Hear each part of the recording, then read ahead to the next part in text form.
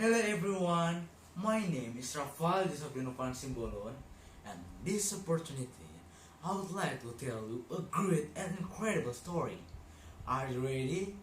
Okay, let's start the story with once upon a time in the clear waters of the Red Sea, there lived Dar the dolphin.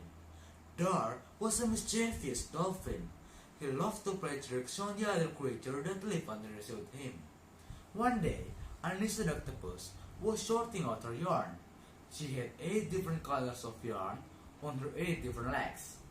It had taken her a long time to untangle them. With intention to trick Anissa, Dar snuck up behind Anissa and yelled, "Boo!" Anissa was so scared that she dropped all of the yarn and it fell into a big messy pile.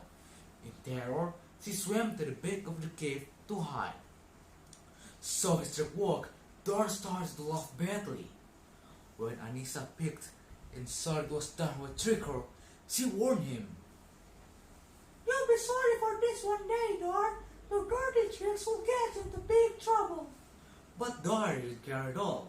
He just swam away.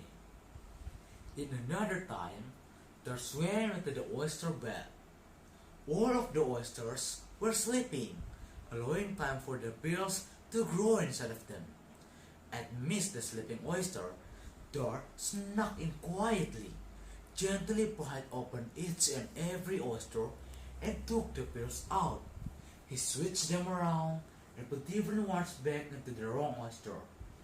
When he finished, he swam behind some corals to wait and see.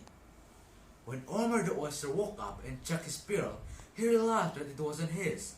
Amal the oyster did the same. Soon, all of the oysters were awake and checking their pearls, only to discover that none of them had their own. They began to angry and started accusing each other of switching them.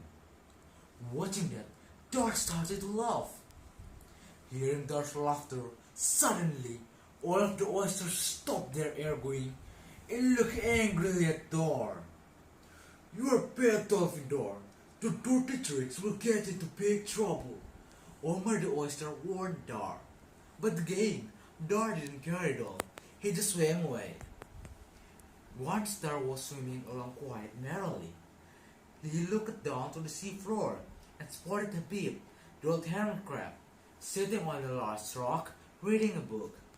Then Dar swam around, searched the sea bottom, and found a piece of fishing line. He bit some off, then snuck up behind Habib and tied the line on his shell. Then he swam around the rock and went in front of him.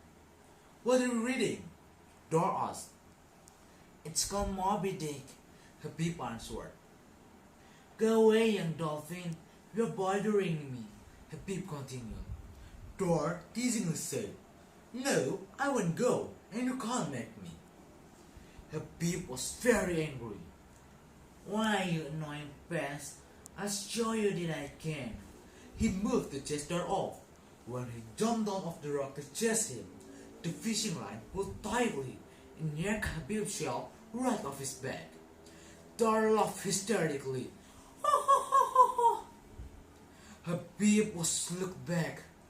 "Oh no, my shell! I will never get it back home. I'm too old for this." You're a bad dolphin. One day, your dirty trick will get into big trouble."